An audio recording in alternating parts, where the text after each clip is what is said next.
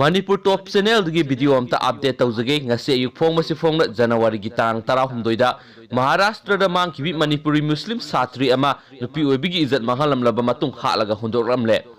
Maharashtra gi Pune da laiduna class 12 tamlibi Manipuri Muslim nupi masa ama mangkhraba matung thiba khangduna laidiba nupi oibigi izat mangalaba matung da halaga hundoramle